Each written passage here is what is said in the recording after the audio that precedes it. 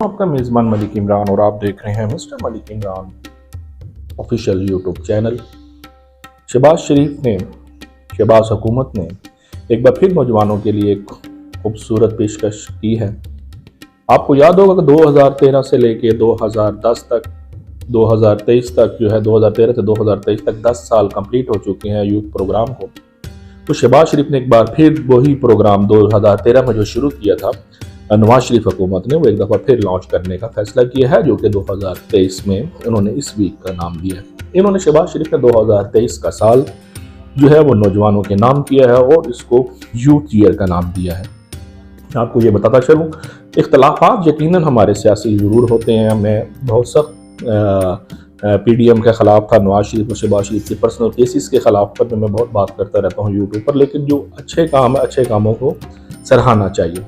मिसाल के तौर पर मैं अगर आपको यहाँ ये बताऊँ कि शहबाज शरीफ साहब ने जो 2013 का प्रोग्राम लॉन्च किया था, उसमें ना सिर्फ हमारे बहुत से नौजवान तबके को उस वक्त फ़ायदा हुआ, बल्कि मैं खुद इसका चश्मदीद गवाह हूँ, क्योंकि मैं उस वक्त भी ओवर एज था, यानी कि मैं वो बेनिफिट नहीं उठा सका।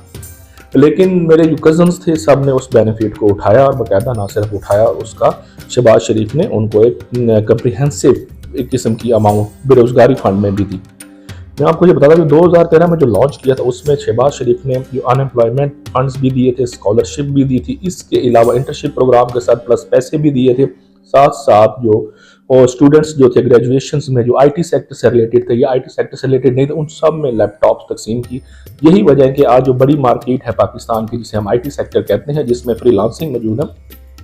जो 300 से 400 बिलियन डॉलर का बिजनेस वर्ल्ड में दे रही है, वो पाकिस्तान भी उनमें से एक है। पाकिस्तान के नौजवान तबका IT फील्ड में बहुत आगे है। इसी वजह से पाकिस्तान की तरफ से जो अब देखा जाए तो IT सेक्टर में बहुत इन्वेस्टमेंट है।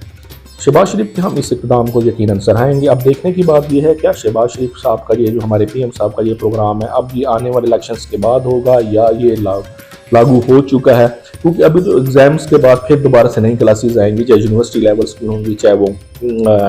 एम्प्लॉयमेंट फंड के होंगे। यहाँ तक मैं आपको बताऊँ कि मुझे आज भी याद है कि शहबाज शरीफ साहब ने जब वो प्रोग्राम शुरू किया तो लैपटॉप्स तो 60% तक को भी दिए, अच्छी क्वालिटी के लैपटॉप दिए, ये नहीं कि नॉर्मल से बहुत अच्छी क्वालिटी के लैपटॉप्स दिए। उसके अलावा फिर ये था कि जो बच्चे इंटर्नशिप में थे इनको इंटर्नशिप भी देगी, प्लस जो MBA जो फाइनल कर चुके थे या मास्टर्स लेवल कंप्लीट कर चुके थे, उनको 2 साल बेरोजगारी फंड दिया, जो कि 15,000 रुपीज़ था। ये मैं जानता हूँ क्योंकि मेरे कुछ रिलेटिव ने इसको उठाया भी है, लिया भी है गवर्नमेंट से, और गवर्नमेंट की ये शहबाज शरीफ की इस चीज़ या हम नवाज शरीफ की उस स्कीम से जो नौजवान तबका था वो बहुत मुस्तफ़ीद हुआ था। लेकिन अब आया कि इमरान खान ने उसके बाद यकीनन वो चीज़ों को स्टॉप किया था। ना सिर्फ उन्होंने लैपटॉप स्कीम ख़त्म की, बल्कि अनएम्प्लॉयमेंट फंड्स ख़त्म की, इंटर्नशिप के ऊपर जो अमाउंट थी जो दी जाती थी वो भी ख़त्म कर दी गई थी। नौजवान तबके को इमरान खान के आने से कोई फ़ायदा नहीं था हुआ उस दौरान, जितना 3.5 से 4 साल वो रहे। लेकिन अगर ये काम फिर शहबाज हुकूमत शुरू कर रही है या अब वो कर चुकी है या वो करना चाह रही है कि फ्यूचर में इस तरह का प्रोग्राम हम लेकर आए, जिसकी वजह से उन्होंने 2023 का साल है वो शहबाज शरीफ साहब ने नौजवानों के नाम किया है, यूथ विंग के नाम किए, तो हम उसको वेलकम करते हैं। बल्कि हम ये चाहेंगे कि अल्लाह ताला करे इस किस्म के जो हैं प्रोग्राम वो जल्द से जल्द मज़ीद और लॉन्च होने चाहिए। इसमें बेरोज़गारों को फंड्स भी दिए जाएंगे, यानी मिसाल के तौर पर 5 से 10 लाख की अगर एक अमाउंट है, हो सकता है फ्यूचर पे उस पर सूद ना लिया जाए, यानी उसको 2 से 3 साल के लिए अमाउंट को बगैर सूद और फिर उसके बाद रिटर्निंग उसकी शुरू की जाए। उसके बाद फिर ये होगा कि जो फंड्स हैं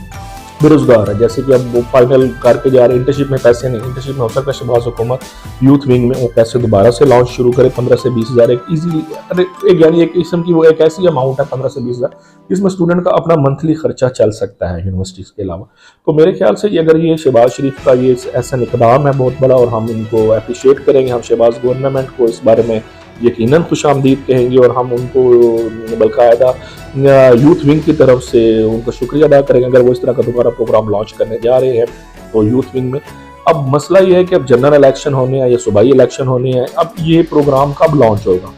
क्योंकि 10 महीने के अंदर उन्होंने इस तरह की कोई फैसिलिटीज़, अब ये हो सकता है कि नौजवान तबका ये समझे कि ये लालच दे रहे हैं हमारे लिए वोट लेने के लिए। अब ये उनकी अपनी सोच है अगर वो इस तरीके से इसको वो देखते हैं। लेकिन मैं जहाँ तक देखा हूँ, मेरे नज़दीक तो ये है कि अगर ये दोबारा प्रोग्राम शुरू हो जाता है तो अल्लाह ताला करे हमारे नौजवान तबके को बहुत शदीद खतरात हैं।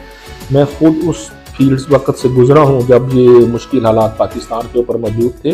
क्योंकि मैं आज भी जानता हूँ कि पाकिस्तान के हालात उस वक्त भी ठीक नहीं थे जब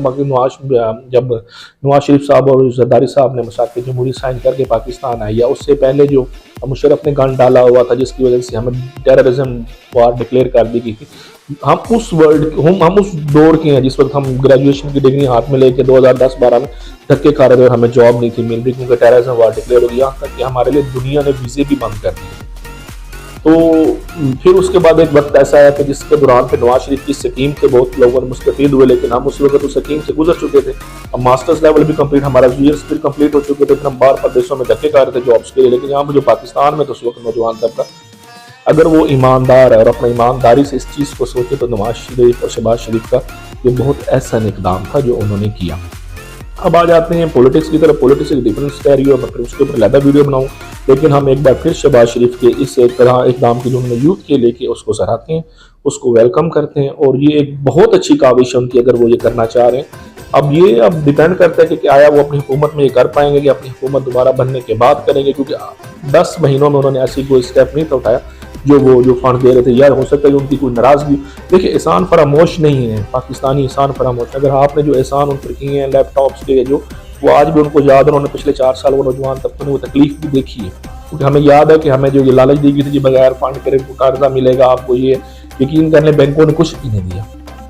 ID कार्ड्स भी नहीं, उन्होंने यहाँ तक बुला के इंसर्ट कीजिए आप पर तो लगता ही नहीं, आप ये भी लाएं ये भी लाएं वो भी लाएं, यानी बैंक्स ने हमारे साथ कोई कॉपरेट नहीं किया। लेकिन जो शहबाज शरीफ की जो स्कीम थी ना, उसने किसी को कोई तंग नहीं किया, बाकायदा खुद उनकी यूनिवर्सिटी की तरफ से मिलने शुरू हुए फंड, उसके बाद उनके खुद डॉक्यूमेंट सबमिट हुए पूरे पंजाब में और बाकायदा उनको ID कार्ड्स के ऊपर पेमेंट हुई।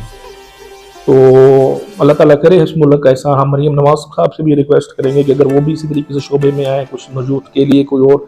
मजीद अच्छी फैसिलिटीज़ लेके आए, एग्रीकल्चर के अंदर यूथ को पैसे दें। और इसके अलावा जो बिजली के जो मसाइल हैं पाकिस्तान में जा रहे हैं इस वक्त, जो एग्रीकल्चर हमारी बेसिकली इंडस्ट्री तबाह हो रही है, डीजल बहुत महंगा है, उस तरफ है